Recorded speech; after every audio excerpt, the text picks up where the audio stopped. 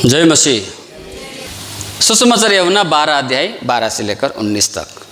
तो यहाँ पर प्रभु यीशु मसीह यरूशलेम में जब आने वाला है ये सुना तो कई सारे लोग जो है यीशु से भेंट करने के लिए आया, क्योंकि उन्होंने ये सुना था कि यीशु ने अभी कुछ समय पहले ही क्या है 4 दिन के मरे हुए लाश को लाजर को जिंदा किया है। लोग उसके चमत्कार को देखना चाहता था, वो चमत्कार करने वाला व्यक्ति को देखना चाहता था, उससे भेंट करना चाहता था, है ना। और भीड़ यरूशलेम में इकट्ठा हुए। वो समय फसह का पर्व का समय था, फसह का पर्व का समय था और यहाँ पर बहुत सारे भीड़ इकट्ठे हुए यरूशलेम में। और जब प्रभु यीशु वहाँ पर आता है और गधे के सवारी के साथ में जब आता है, गधे के में सवार होकर जब आता है तो लोग अपने कपड़े को बिछाते हुए खजूर का डाली लेके होसन्ना होसन्ना कहते हुए वहाँ पर प्रभु की महिमा, प्रभु की आराधना, प्रभु की इज्जत, प्रभु का सम्मान करने के लिए वहाँ पर सुर किया उन्होंने, होसन्ना होसन्ना, धन्य इजराइल का राजा हे जो प्रभु के नाम से आता है। ये कहते हुए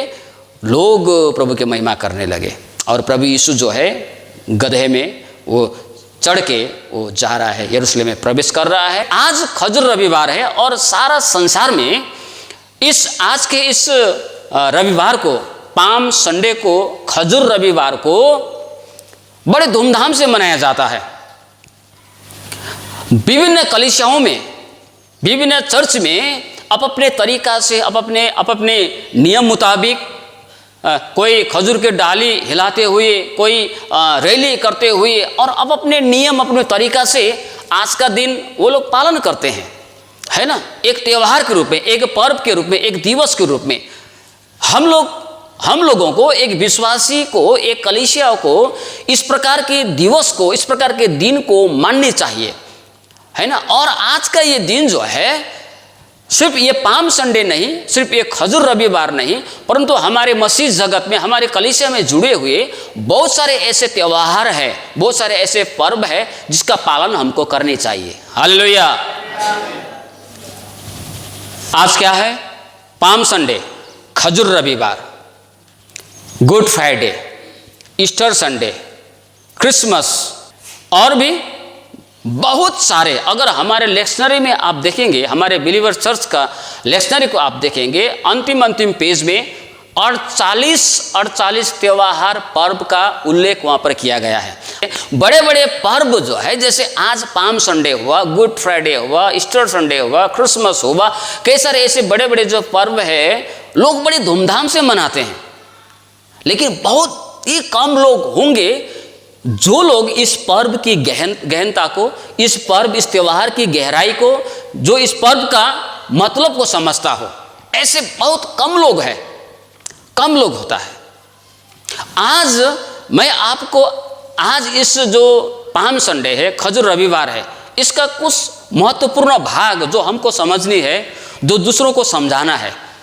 यहाँ पर आज हम लोगों ने सुसमाचार यूहन्ना 12 अध्याय 12 से 19 तक जो पाठ किया, मैंने आपको बताया, पढ़ के भी सुनाया तभी, और अभी संक्षिप्त मैंने आपको पढ़ के सुनाया। तो यहाँ पर क्या है? यहाँ पर सबसे पहले 12 पद में कहता है, दूसरे दिन बहुत से लोगों ने जो पर्व में आए थे यह सुना कि यीशु यरूशलेम में आ रहा है। प्रभु यीशु का यरूशलेम में आना यह पहली बार नहीं है। इससे पहले भी प्रभु यीशु मसीह यरूशलेम में बहुत बार आया और बहुत बार आके उन्होंने बहुत सारे चमत्कार के कार्य किए, बहुत सारे दुष्ट आत्मा को भगाने का कार्य किया, बहुत सारी बड़ी बड़ी शिक्षाएं उन्होंने दी, है ना।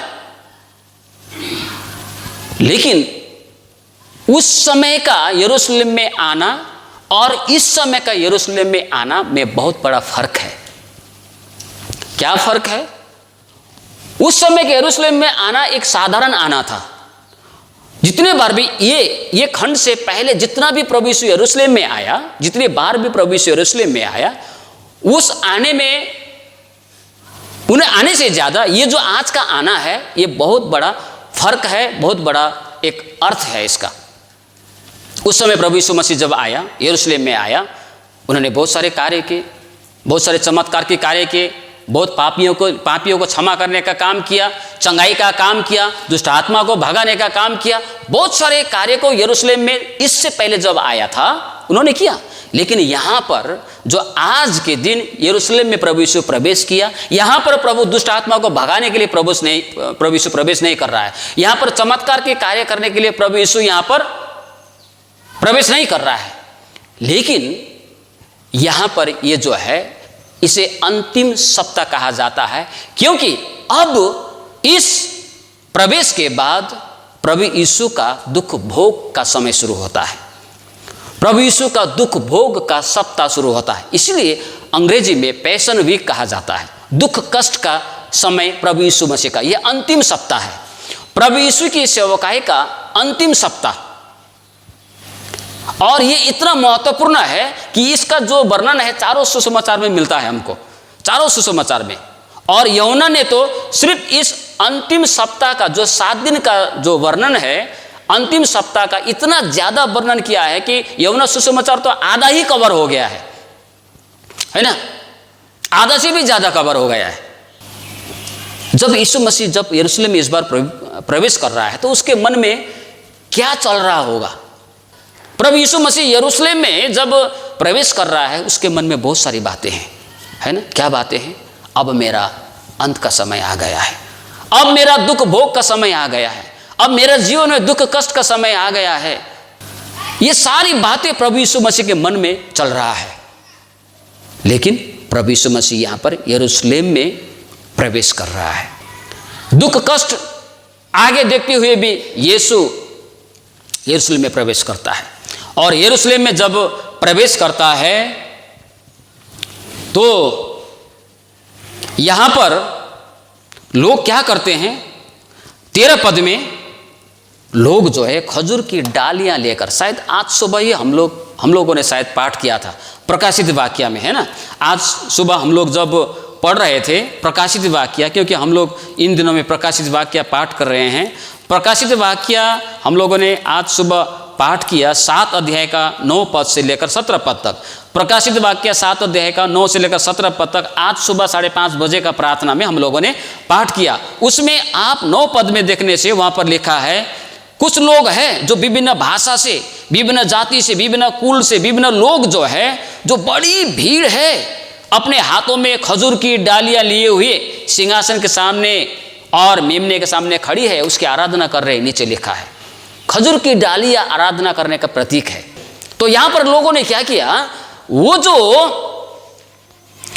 जो खजूर की डालियां हाथों में लेकर क्या कहने लगे, होसन्ना होसन्ना, धन्य इजराइल का राजा जो प्रभु के नाम से आता है। इस प्रकार से कहते हुए, यहां तो इतना ही लिखा है, न जाने क्या क्या कहते हुए वो प्रभु की महिमा, प्रभु की आराधना करने के लिए, प्रभु का जय जयकार करने के लिए शुरू किया, है ना। अब यहां पर हमको क्या मिलता है, अब हम यहां पर क्या सीख सकते हैं। ये जो लोग हैं, ये जो प्रभु की आराधना करने वाले लोग हैं, इनको हम लोग क्या कह सकते हैं, सही आराधना परंतु गलत समझ के साथ। सही आराधना परंतु गलत समझ के साथ। इसका मतलब मैं आपको समझाता हूं। ये भीड़ जो है, यहां पर जो भीड़ है ना, ये भीड़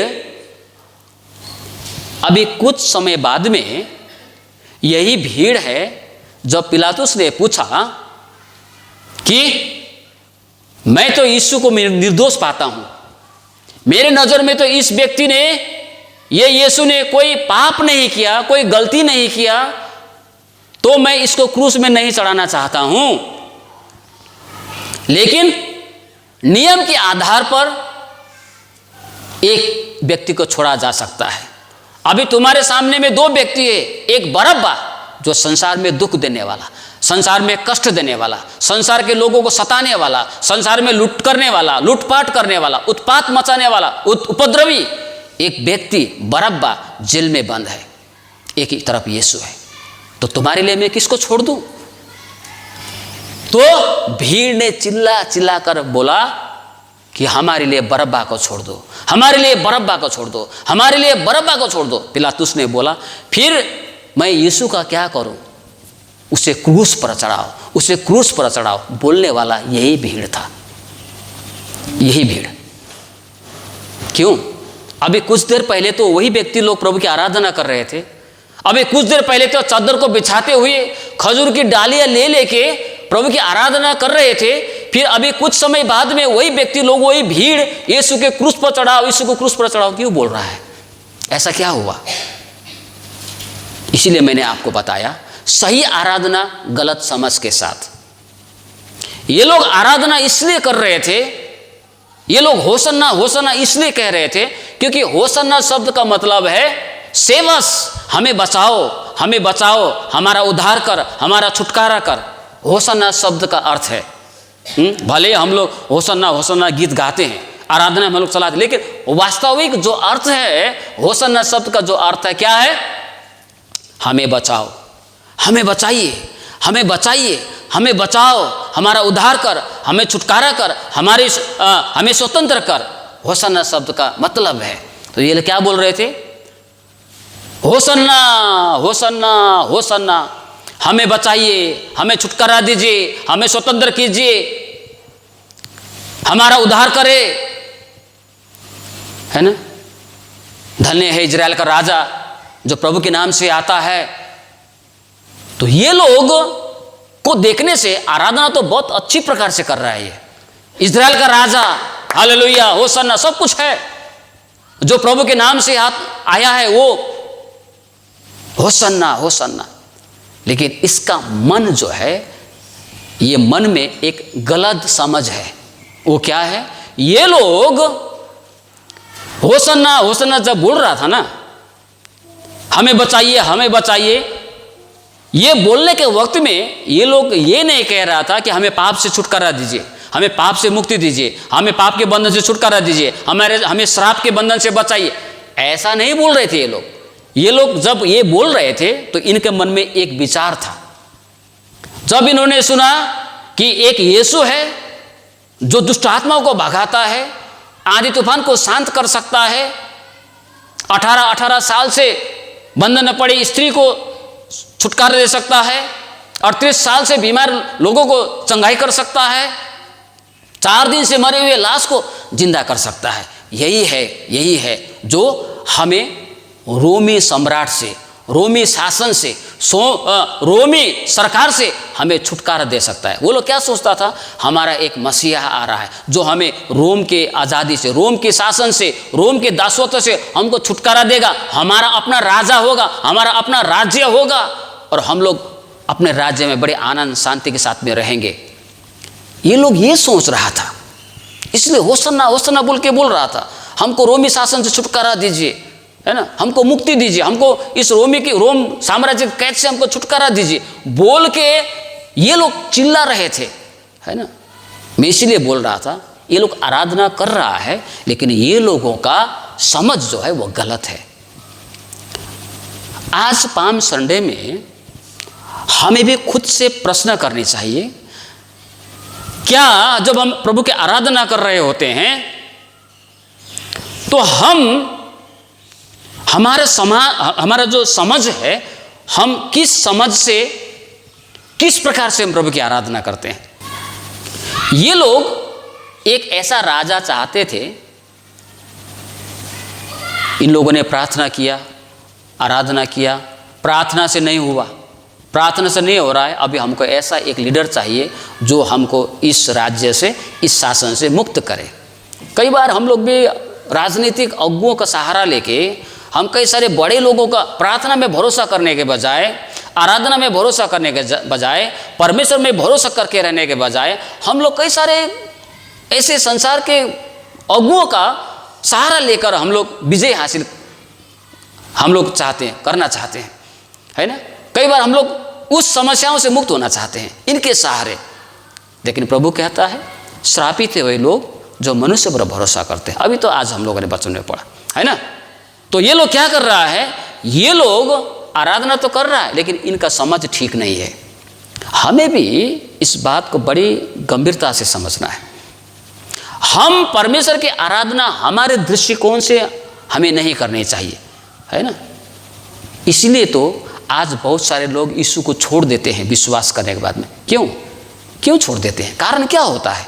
क्योंकि कभी कभी वो कुछ आशा लेकर आते हैं, कुछ सोच के आते हैं यीशु हमारे लिए वो करेगा, यीशु हमारे लिए ये करेगा। लेकिन बाद में जब वो पूरा नहीं होता है तो यीशु ही उसके लिए बुरा बन जाता है, और यीशु को वो लोग कुछ भी कहने से वो लोग नहीं चुकते हैं। यही लोग तो अभी कुछ देर पहले प्रभु की आराधना कर रहा है, जय जयकार कर रहा है, लेकिन कुछ देर बाद में यही भीड़ यीशु को क्रूस पर चढ़ाओ। उसे उन्होंने जब देखा, अरे ये व्यक्ति को जिसके विषय में हमने सोचा था कि हमें स्वतंत्र करेगा, ये तो वो नहीं है। हमने तो सोचा था ये व्यक्ति रोमी के शासन से हमको मुक्त करेगा, ये तो वो नहीं है, ये तो कुछ और सिखा रहा है, कुछ और कर रहा है। यही व्यक्ति लोग, यही भीड़ यीशु को क्रूस पर चढ़ाओ कह के चिल्लाने लगा। इसीलिए आराधना कर रहा है, लेकिन गलत समझ के साथ, गलत बुझाई के साथ में ये लोग प्रभु की आराधना कर रहा है। आज हमें प्रभु की आराधना अपनी समस्या के आधार पर, अपनी आवश्यकताओं के आधार पर, है ना, अपना जो इच्छा है उसके आधार पर हमें नहीं करनी चाहिए। हम इसलिए प्रभु की आराधना नहीं करते कि हमारा एक इच्छा है, हमारा एक ख्वाहिश है, हमारा एक जरूरत है, हमें चंगाई पाना है, चंगाई मिलेगा इसलिए हम आराधना करते हैं। हमारा ये समस्या है, इस समस्या का समाधान होगा इसलिए हम आराधना करते हैं। नहीं, अगर वो चंगाई नहीं पाया तो प्रभु उनके लिए बुरा बन जाता है। इसलिए प्रभु ने एक जगह में क्या बोला, धन्य है वे जो मुझसे ठोकर नहीं खाता है। अंत में जाके क्या, यीशु उसके लिए ठोकर का कारण बन जाता है, यीशु उसके लिए दुख का कारण बन जाता है, और वो यीशु को छोड़ के चले जाते हैं। लेकिन जो लोग सही आराधना सही समझ के साथ करता है, वो कभी भी प्रभु से दूर नहीं हो सकता, क्योंकि उसका आराधना करने का जो माध्यम है, आराधना करने का जो सोच है, उसका आवश्यकता नहीं होता, उसका चंगाई नहीं होता है, उसका जरूरत नहीं, उसका इच्छा नहीं होता है ना, किसी संसारिक वस्तु के आधार में उसका आराधना नहीं होता है। लेकिन वो उद्धार पाया है, वो आराधना के योग्य है। चाहे मुझे चंगाई मिले ना मिले, चाहे मेरा आवश्यकता पूरा हो ना हो, चाहे मेरा समस्या समाधान हो ना हो, लेकिन फिर भी मैं आराधना करूंगा। हालेलुया। आज मीका का पुस्तक में हम लोगों ने पढ़ा बहन लक्ष्मी के द्वारा, सारी जाति के लोग अब अपने देवता के नाम में चलते हैं, लेकिन हम तो परमेश्वर के नाम में चलेंगे। भजन संहिता 20:7 में भी ये कहा गया है। हालेलुया। तो इसलिए हमें सही समझ के साथ में और सही रूप से हमें आराधना करनी चाहिए। लोग कपड़े बिछाने के लिए और पूरा खजूर के डाले ले लेकर प्रभु की आराधना करने लगे। उस वक्त में यीशु कहाँ था? उस वक्त में यीशु गधे के ऊपर में बैठा था। गधे कहते सुना है आपने? गधा शब्द बहुत बुरा है ना। कई सारे लोग जब कोई कमज़ोर होता है, जितना समझा जिसे नहीं समझता है ना। अभी तक हमारा समाज में भी गधा को उतना उच्च जाति का तो उच्च एक पशु प्राणी के रूप में हम लोग नहीं गिनती करते हैं ना। और जब उसको एकदम कुछ नहीं जानने वालों को क्या बोलता है? ये गधा है बोलता है ना। गधा उसको नाम दे देता है, ये गधे बोल के बोल देता है। तो प्रभु यीशु मसीह अपने सवारी के लिए, प्रभु यीशु मसीह अपना सवारी के रूप में प्रभु यीशु ने गधे को क्यों चुना? गधा को क्यों चुना है? एक सवाल है ना।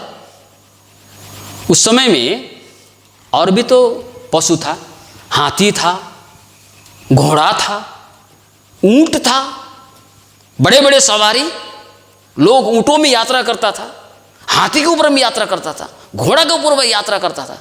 फिर ये जो निम्न जाति के जिसका मूल्य समाज में उतना नहीं है, एक निम्न वर्ग के पशु जो है, ये गधा का चुनाव यीशु ने क्यों किया?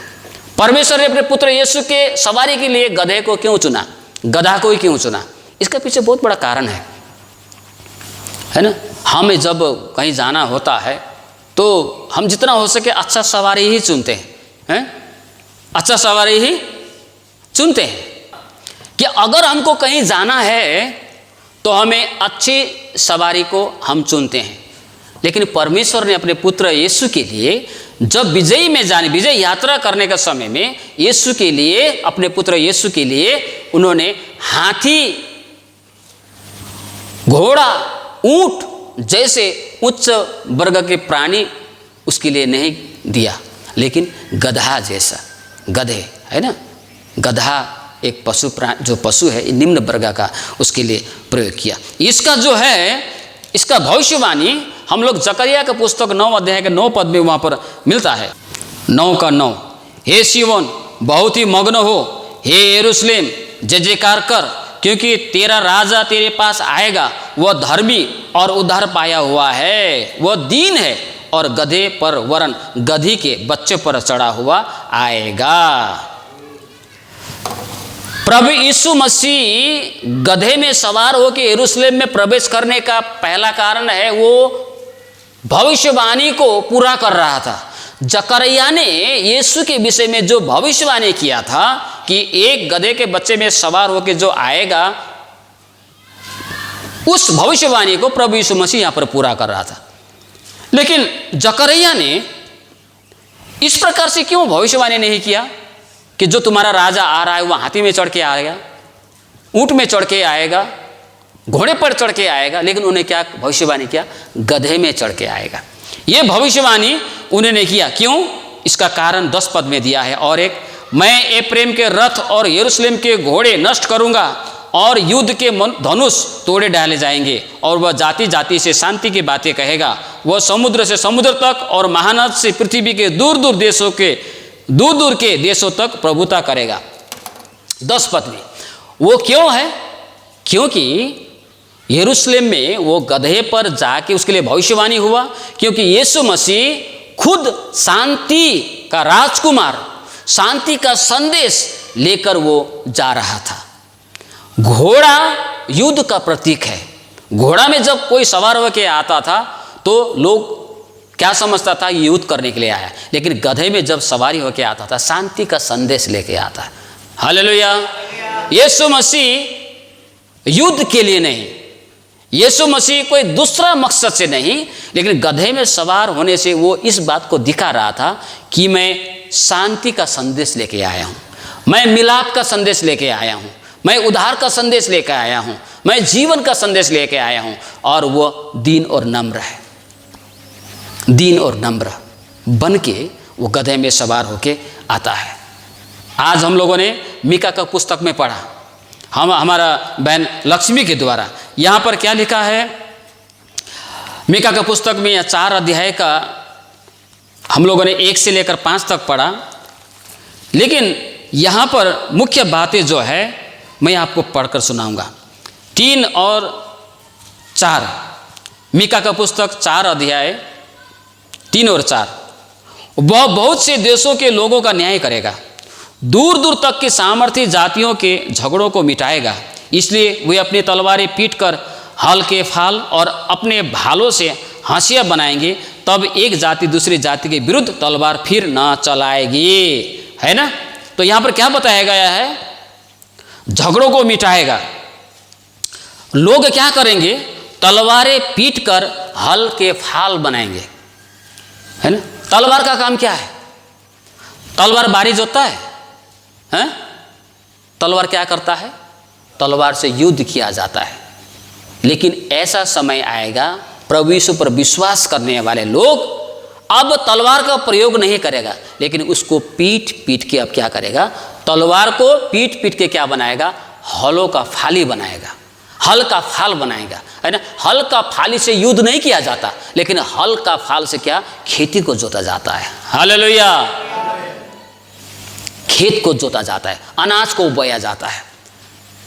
अब इससे पहले तलवार हत्या करने के लिए, लड़ाई करने के लिए प्रयोग होता था। अब यीशु में आने के बाद, यीशु उसके जीवन में आने के बाद, अब वो तलवार को क्या करता है? लड़ाई के लिए युद्ध नहीं करता, प्रयोग नहीं करता है, लेकिन उसी को पीट के अब खेत में चलाने वाला एक हथियार बना देता है। नीचे कहता है भाले, अपने भालों से हाशिया बनाएंगे। भाले से घास काटा जाएगा। भाले क्या के लिए है? भाला जो है वो भी एक युद्ध का हथियार है। भाले से किया जाता, आक्रमण किया जाता है, भाले से युद्ध किया जाता है, भाले से हत्या किया जाता है। लेकिन अभी इस भाले को भी पीट पीट के क्या बना रहा है? हंसुआ बना रहा है, घास काटने के लिए। हालेलुया। क्यों? क्योंकि उन्होंने अब युद्ध का विद्या सीखने के लिए बंद किया। नीचे के युद्ध का विद्या सीखने वाला नहीं होगा। युद्ध के लिए वो कदम नहीं बढ़ाएगा, लेकिन शांति की बातें कहेगा। कौन? यीशु खुद शांति होकर आया। अब हम लोग भी यीशु में विश्वास करने वाले होने के कारण से हम तलवार नहीं चलाते हैं, हम भाले नहीं चलाते हैं, परंतु वो चीज़ को क्या करते हैं, अब उसको भी नाश करके उसी को हम लोग क्या अच्छी बातों के लिए हम प्रयोग करते हैं, मनुष्य के भलाई के लिए हम लोग प्रयोग करते हैं, हम लोग उसको यूज करते हैं, प्रयोग करते हैं। हालेलुया। तो ये बातें यहाँ पर बताया गया है। इसलिए यीशु मसीह जब गधे में सवार होकर जब प्रवेश कर रहा था, ये इस बात को दिखा रहा था अब शांति की स्थापना होने जा रही है, अब मेल का स्थापना होने जा रहा है। जाति जाति के बीच में जो भी समस्याएं हैं, जो भेदभाव है, वो हटने वाली है, क्योंकि मैं अब शांति का सुसमाचार, शांति की बातें, मेल की बातें लेकर आया हूँ। अब लोगों के बीच में क्या होगा? शांति होगी, जो लोग मुझ पर विश्वास करते हैं। ये एक संदेश भी था। यशायाह की पुस्तक 1:3 में है ना, यशायाह की पुस्तक में 1:3 में वहाँ पर क्या कहता है? बैल अपने स्वामी को पहचानता है और गधे भी अपने स्वामी को पहचानता है, स्वामी के चरनी को पहचानता है। ऐसा 1:3। गधा जो है अपने मालिक को पहचानता है, लेकिन मेरी प्रजा मुझे नहीं पहचानता है। गधा, दूसरा सुसमाचार में पढ़ने से जिस गधा का यीशु ने प्रयोग किया था, वो गधा के ऊपर में कोई भी नहीं बैठा था, कोई भी नहीं बैठा था, हाँ? और कभी नहीं बैठा हुआ। हाँ? अभी क्या बोलेगा, जो पशु जिसका कभी प्रयोग नहीं किया गया, जिसके ऊपर में रख के कभी हल चलाया नहीं गया, उसको हल चलाने की कोशिश कीजिए। तो जो अभी बैल जो है ना, पहली बार जब उसको यहाँ पर जुआ रख के जब खेत जोतने के लिए करेगा, वो सहज से मानेगा? हाँ, इधर भागेगा उधर, वो एकदम मुश्किल हो जाएगा, बहुत मुश्किल होगा उसको उसके द्वारा खेत जोतने के लिए। उसी प्रकार से ये जो गधा है, जिसको कभी किसी ने प्रयोग ही नहीं किया है, वो गधा के ऊपर में यीशु बैठना और शांत के साथ में प्रवेश करना, ये सहज बात नहीं है, क्योंकि गधा भी अपने मालिक को पहचानता है। हालेलुया। उसे पता है कि मेरे ऊपर में कौन सवार है,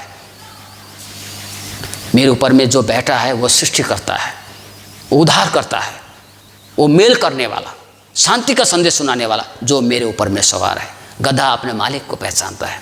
लेकिन दुख तो इस बात का है, ये लोग जिन्होंने आराधना किया, जिन्होंने चद्दरें बिछाई, जिन्होंने खजूर का डाली लेके होसना होसना कहने वाले लोग, इन्होंने यीशु को नहीं पहचाना। कुछ देर बाद में कहता है, इसे क्रूस पर चढ़ाओ, क्रूस पर चढ़ाओ। आज हमारे मन की अवस्था क्या है?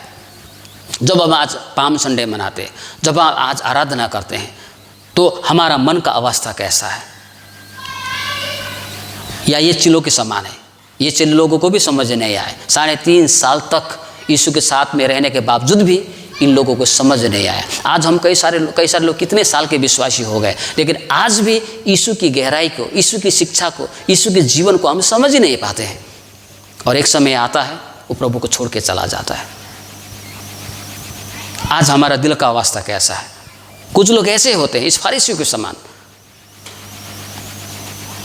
लेकिन हम विश्वासी होने के नाते आज खजूरी रविवार में आज हमारे दिल का अवस्था, मन का अवस्था कैसा है? प्रभु इन वचनों में हम सभी को आशीष दे।